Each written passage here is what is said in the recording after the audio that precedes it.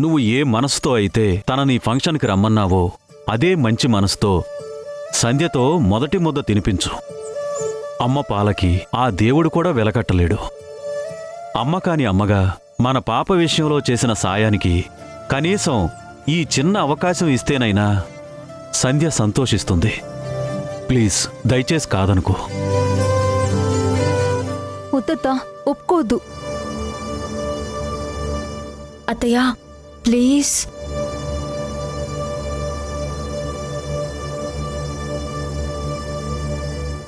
సరే వింధ్య, నీకోసం ఒప్పుకుంటున్నాను.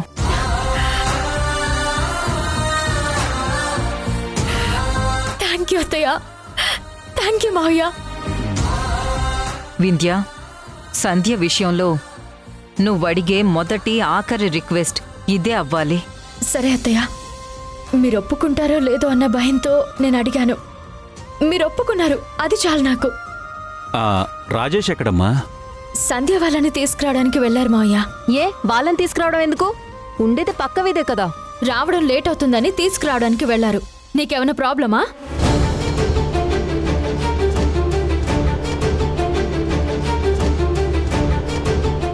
నువ్వు మౌనిక గురించి పట్టించుకోకు. నిన్నటి వరకు నేను సంధ్య మీద కోపంతో ఉన్నాను. ఆ కోపంలో సంధ్య గురించి చాలాసార్లు నెగిటివ్గా మాట్లాడాను. మౌనిక మనసులో ఇంకా అదే భావన ఉండి అలా మాట్లాడుతుందనుకుంటా. అలాగే అత్తయ్య, నేను అడిగిన దానికి మీరు ఒప్పుకున్నారు కదా, అది చాలు. ఇంకా ఎవరేమనుకున్నా నాకు పర్వాలేదు. దా.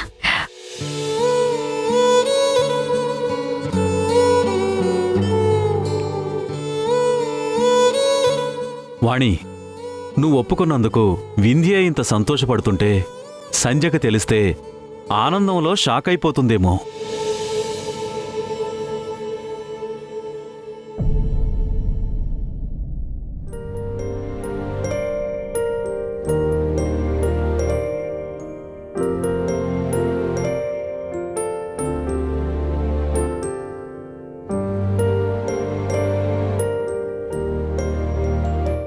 అన్నయ్య, లేట్ అవుతున్నట్టుంది, మీరు వెళ్ళండి, వాళ్ళు వచ్చేస్తారు.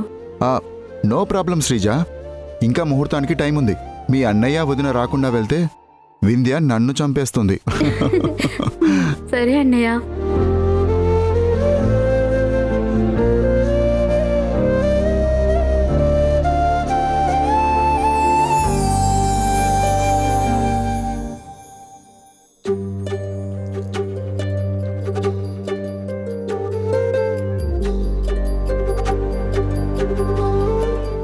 సారీ రాజేష్ గారు, మిమ్మల్ని వెయిట్ చేయించాం. అయ్యో, మీరు నాతో పాటు వస్తున్నారు, అది చాలు నాకు.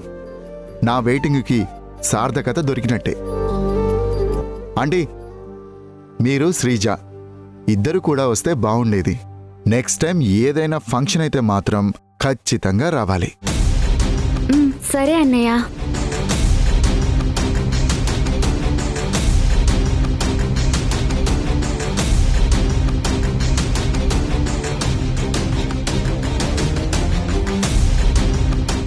అత్తయ్య, వెళ్ళొస్తాను. మీరు వెళ్ళమంటేనే వెళ్తాను.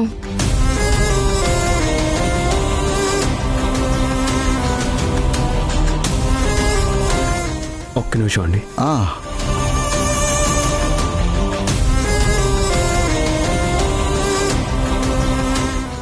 సంధ్య, రాజేష్ గారు మన కోసం వెయిట్ చేస్తున్నారు, పద వెళ్దాం. అమ్మ వైపు చూస్తావేంటి? పాపం అక్కడ వింధ్య ఎదురు చూస్తూ ఉంటుంది. ఫంక్షన్ వదులుకొని రాజేష్ గారు కూడా వచ్చారు, మనం వెళ్ళాలి కదా. రండి సంధ్య గారు, ఆలస్యం అయిపోతుంది. పద సంధ్య.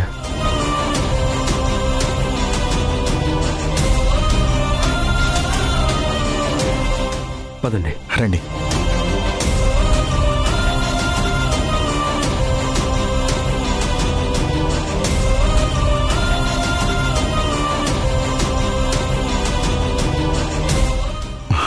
రండి.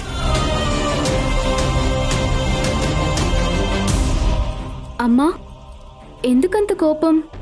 చూడవే, వాళ్ళు కారులో వెళ్తుంటే వీధి మొత్తం ఎంతెంత కళ్ళేసుకుని చూస్తారు. మనం నీతిగా నిజాయితీగా ఉన్నా ఎన్నో నిందలు వేస్తారు. నా భయం బాధ అర్థం చేసుకోరు, కానీ నేనే తప్పు చేసినట్టు మాట్లాడతారు. ఎందుకమ్మా నా మీద సీరియస్ అవుతావు? మీరు వద్దంటేనే వదిన ఆగిపోయింది. వింధ్య వదిన ఫోన్ చేస్తుందేమో అని తన ఫోన్ స్విచ్ ఆఫ్ చేసుకుంది. ఇప్పుడు రాజేష్ అనే రాకపోతే వాళ్ళు వెళ్లేవాళ్ళు కాదు కదా. కదా, మీ అన్నయ్య మేము రాము అని చెప్పినా వాళ్ళు వెళ్లేవాళ్ళు కాదు. అంటే రాజేష్ అన్నయ్య బ్రతిమాలేసరికి నో చెప్పలేకపోయాడు. ఈరోజు ఆ ఇంట్లో ఫంక్షన్ ఉంది కాబట్టి వెళ్ళింది. లేదంటే నీకిచ్చిన మాటికి కట్టుబడి వదిన ఇంట్లోనే ఆగిపోయేది. నువ్వు అనవసరంగా వదిన మీద కోపం పెంచుకోవడం నాకు నచ్చలేదమ్మా. మీ వదిన మీద కోపం ఉందని నేను చెప్పానా? సంధ్య ఆ ఇంటికి వెళ్ళటమే నాకిష్టం లేదు. ఫంక్షన్ అయినా పెళ్ళైనా సరే ఆ ఇంటికి దూరంగా ఉండాలని నేనెప్పుడు కోరుకుంటాను. ఎందుకు? వీధిలో వాళ్ళు చూస్తారు, ఏదైనా ఒకటి అనుకుంటారనా? వాళ్ళందరి కోసం ఆలోచించొద్దని అన్నయ్య నీకు చెప్పాడు కదా. ఆ, వింటూ కూర్చుంటే వాడెన్నైనా చెప్తాడు, నువ్వు కూడా చెప్తావు. ఇరుగు పొరుగు రాజేష్ సంధ్య గురించి ఏం మాట్లాడుకుంటున్నారో నీకు తెలీదు. చెప్పినా కూడా అర్థం చేసుకునే వయసు కాదు. నేనేం చిన్నపిల్లని కాదు, ప్రతిసారి ఇలా అనొద్దు.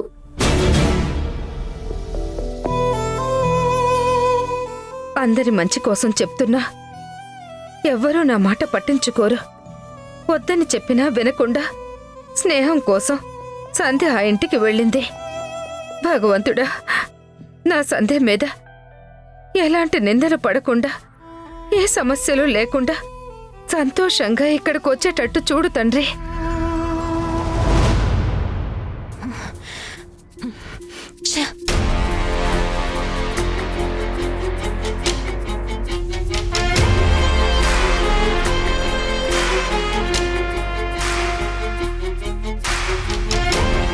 మౌనిక, ఏంటిక్కడ ఒంటరిగా ఉన్నావు? హడావిడి హంగామా మీది, ఒంటరితనం అమాయకత్వం నాది. ఏంటే నువ్వు అర్థం లేకుండా మాట్లాడుతున్నావు? అవును మరి, నేనే అర్థం లేకుండా మాట్లాడుతున్నాను. నువ్వు మాత్రం అందరి ముందు నన్ను ఫూల్ని చేస్తావు. నా మీదే జోకులు వేస్తుంటే నవ్వుకుంటావు. నీకోసం మాట్లాడుతుంటే ఆఖరికి నేనేదో తప్పుగా మాట్లాడుతున్నట్టు సైలెంట్గా ఉంటావు. సంధ్య చేత అన్నప్రాసం చేయించడం గురించి మాట్లాడుతున్నావా ఏంటి? ఏ వద్దా? మాట్లాడకూడదా? నీ మంచి కోరే మేనకోడలుగా నాకు మాత్రం ఆ హక్కు లేదా? లేదని ఎవరన్నారు? నువ్వు ఈ ఇంట్లో ఏదైనా మాట్లాడొచ్చు. హా, నేను మాట్లాడొచ్చు, కానీ నువ్వేం మాట్లాడకుండానే నా నోరు మాత్రం మూయించొచ్చు. వింధ్యకి ఇంట్రెస్ట్ లేనప్పుడు మా అమ్మే మళ్ళీ పుట్టిందని మురిసిపోతావు కాబట్టి కనీసం నువ్వన్న అన్నప్రసన చేసినా కొంచెమైనా సెంటిమెంటల్గా బాగుండేది. సంధ్యని ఫంక్షన్కి పిలవడమే ఎక్కువ అనుకుంటే పాపకి మొదటి ముద్ద అదెలా పెడుతుంది? దానికి నువ్వెలా ఒప్పుకున్నావు? పాప గురించి ప్రతి చిన్న విషయాన్ని పట్టించుకుంటావు, ఎంతో కేర్ తీసుకుంటావు. కానీ ఇప్పుడు కొంచెం కూడా బాధ్యత లేకుండా బిహేవ్ చేస్తున్నావు. అవన్నీ ఆలోచించి నేను మాట్లాడుతుంటే మావయ్య నా మీద సీరియస్ అవుతున్నారు. కనీసం అప్పుడైనా మౌనిక నా గురించే మాట్లాడింది, దాని మాటలో లాజిక్ ఉందని నువ్వు అన్నావా? లేదు, సైలెంట్గా తిడితే తిట్టారులే అన్నట్టు నువ్వు ఊరుకున్నావు. ఇలాంటి ఇన్సిడెంట్స్ జరిగినప్పుడే ఈ ఇంటికి అనవసరంగా వచ్చానేమో, మీ విషయాల్లో ఓవర్గా ఇన్వాల్వ్ అవుతున్నానేమో అని నాకే అనిపిస్తుంది. ఈ ఇల్లు మీ విషయాలు ఏంటే? ఇది మన ఇల్లు, మన విషయాలు. వింధ్య రిక్వెస్ట్ చేసింది. మీ మావయ్య చెప్పిన దాంట్లో కూడా న్యాయం ఉందనిపించింది. అందుకే సంధ్య చేత అన్నప్రాసం చేయించడానికి ఒప్పుకున్నాను. ఇదే చివరిసారి. ఇంకెప్పుడు సంధ్య గురించి నన్నేం రిక్వెస్ట్ చేయొద్దని చెప్పాను కదా. ఇప్పుడు ఇలానే అంటావు. ఇలాంటి సిచ్యువేషన్ మళ్ళీ రిపీట్ అయితే నీ కోడల మాటలకి కరిగిపోయి సెంటిమెంట్స్కి లొంగిపోయి సై సై అంటావు. మౌనిక, ఆవేశంలో మీ అత్త గురించి మర్చిపోయినట్టున్నావు. సంధ్య మీద నా అభిప్రాయం మారిందే తప్ప అదేం చేసినా గుడ్డిగా నమ్ముతానని నేను చెప్పట్లేదు.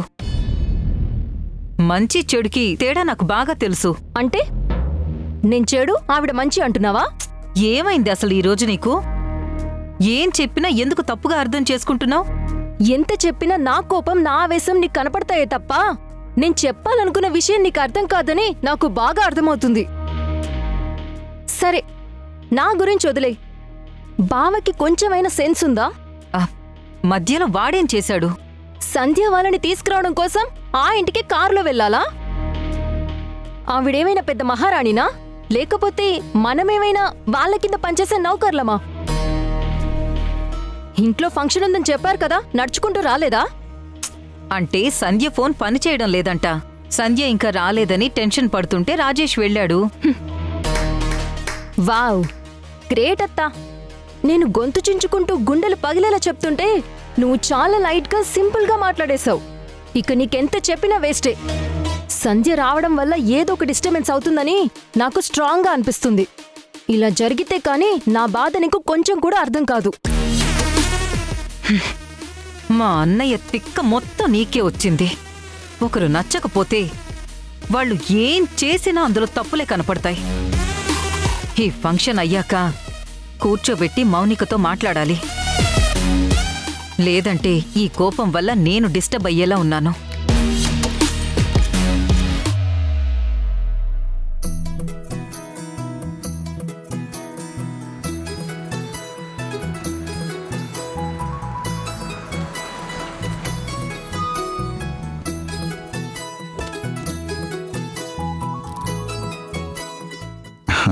రండి రండి.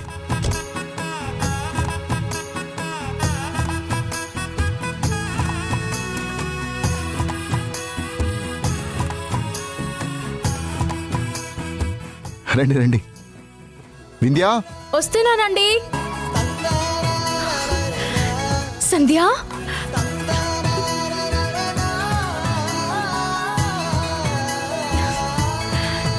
ఇంత లేటుగానే వచ్చేది. ఫోన్ చేస్తే లిఫ్ట్ చేయవు, తర్వాత స్విచ్ ఆఫ్ అని వచ్చింది. ఏమైందో అర్థం కాలేదు. అసలు నువ్వు వస్తావో రావో అని ఎంత టెన్షన్ పడ్డానో తెలుసా? అంటే అది ఫోన్ బ్యాటరీ డెడ్ అయింది. అవునా? నీకు రావడం ఇష్టం లేక కావాలనే ఫోన్ స్విచ్ ఆఫ్ చేసావేమో అనుకున్నాను.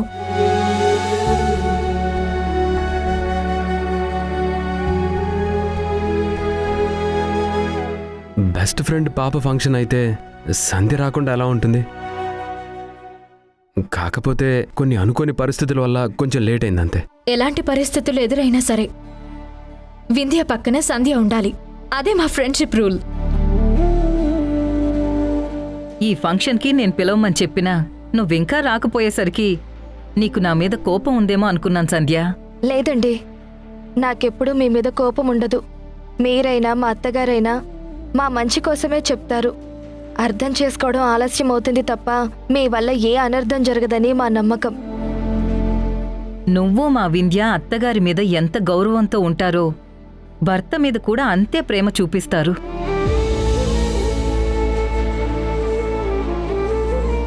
మీ ఇద్దరి మనసులు ఆలోచనలు ఒక్కటే అవడం వల్ల మీ స్నేహం ఇంత బాగా కుదిరింది. ఎన్నో ఏళ్ల నుంచి ఏ ఆటంకం లేకుండా అలా కొనసాగుతుంది.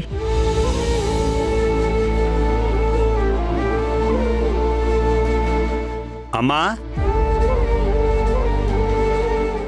ఇక్కడ పూజకన్నీ సిద్ధంగా ఉన్నాయి. తొందరగా పాప తల్లిదండ్రులు వస్తే కార్యక్రమం మొదలు పెడదాం. ఆలస్యం చేస్తే రాహుకాలం దుర్ముహూర్తం అన్నీ వచ్చేస్తాయి. రావాల్సిన వాళ్ళు వచ్చేశారు పంతులు గారు, ఇంకా ఆలస్యం ఏముండదు. అలాగేనమ్మా. అమ్మా వింధ్య, సంధ్యను తీసుకుని వెళ్ళు. అలాగే అత్తయ్య. రాజేష్, నువ్వు శ్రీకర్ని తీసుకుని వెళ్ళు. రండి శ్రీకర్ గారు. నేనెందుకండి? చెప్తాను రండి.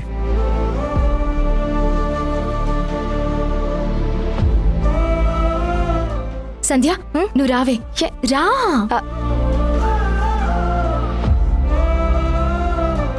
ఓం శ్రీ మహాగణాధిపతయే నమః. లాభస్తేషాం జయస్తేషాం కుతస్తేషాం. అమ్మా, అమ్మాయికి తినిపించడానికి తయారు చేసిన పదార్థాలన్నీ ఇక్కడికి తీసుకొచ్చి పెట్టండి. అలాగే పంతులు గారు. లాభస్తేషాం జయస్తేషాం కుతస్తేషాం. రే బంటి, పాప కోసం చేసినవి ఇక్కడికి తీసుకునిరా. అలాగే అమ్మగారు.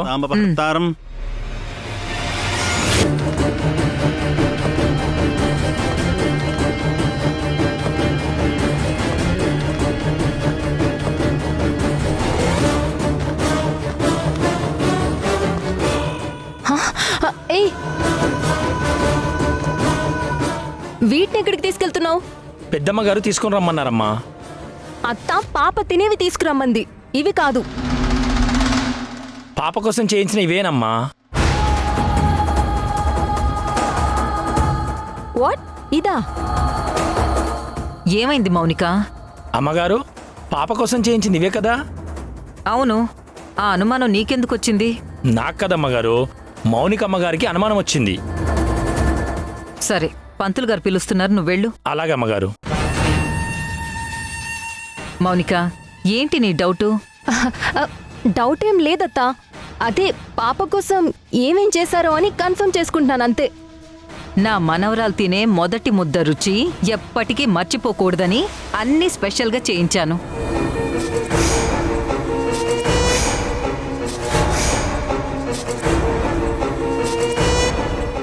నువ్వేం ఆలోచించకుండా త్వరగా రా. అలాగే. అంటే నేను ఫుడ్ పాయిజన్ కలిపింది పాప తినే దాంట్లోనా? పెద్దల కంటే హెల్త్ అప్సెట్ అవుతుంది, మరి పాప తింటే? అమ్మ వద్దు, ఈ విషయం ఇప్పుడే అత్తకి చెప్పేస్తే వేరే అరేంజ్మెంట్స్ చేసుకుంటుంది. అయినా నేను చేసింది అత్తకెందుకు చెప్పాలి? మొదటి ముద్ద పెట్టేది సంధ్యనే కాబట్టి పాపకేమైనా అయితే అది సంధ్య అకౌంట్లోకే పోతుంది. నాకు కావాల్సింది అదే కదా.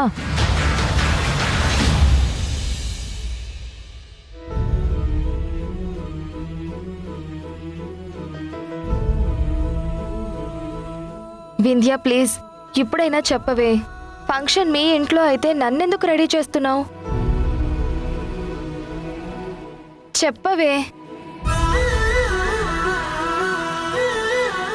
శ్రీకర్ గారు, ఈ డ్రెస్ నాకన్నా మీకే బాగా సెట్ అయింది. సెట్ అవ్వడం సరే, అసలు ఇదంతా ఎందుకో అర్థం కావట్లేదు. నాకేం తెలియదు, అంతా మా వింధ్య ఇష్ట ప్రకారమే జరుగుతుంది.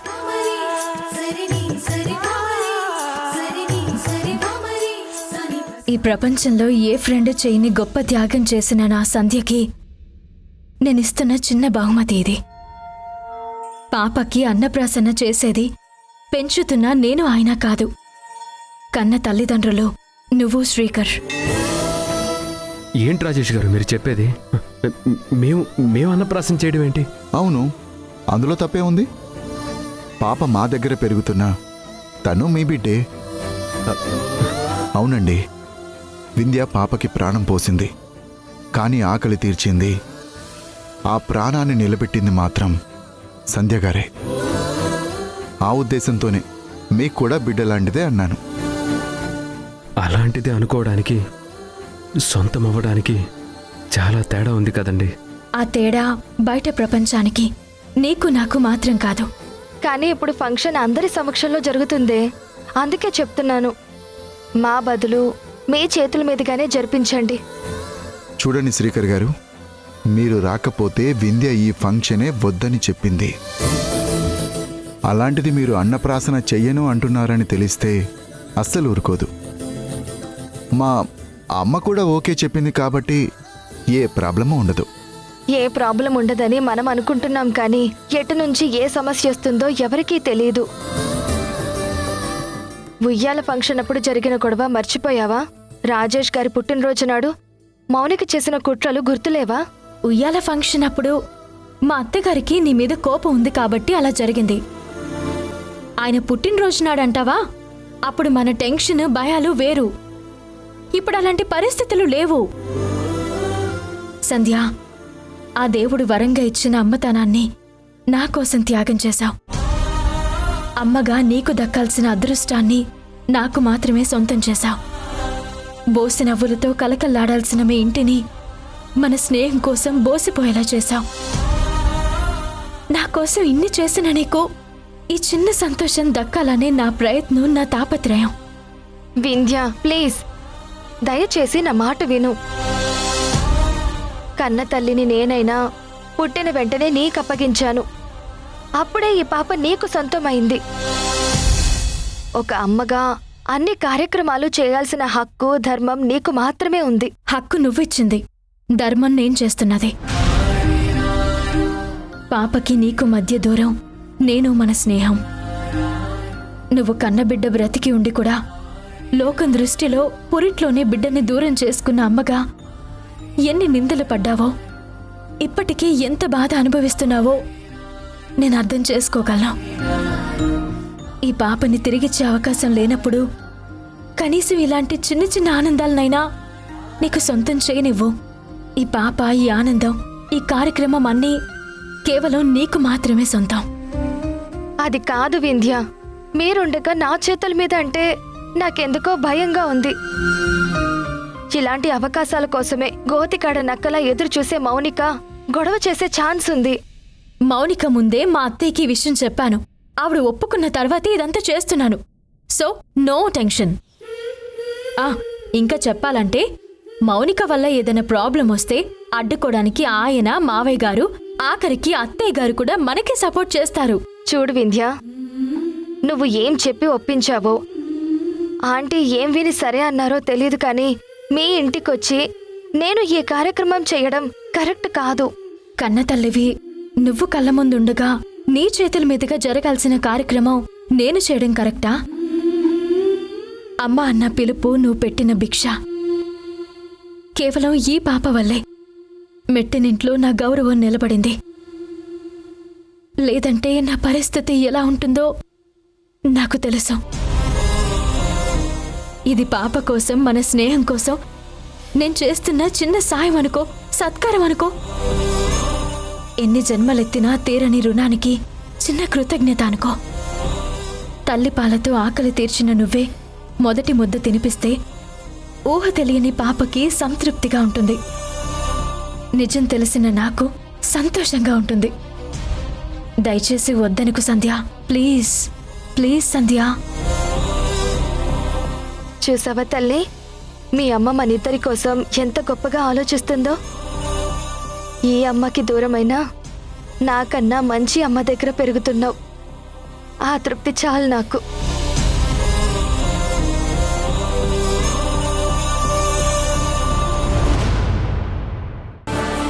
పాప కండిషన్ చాలా సీరియస్గా ఉంది. 24 గంటలు గడిస్తే గానీ ఏమీ చెప్పలేం.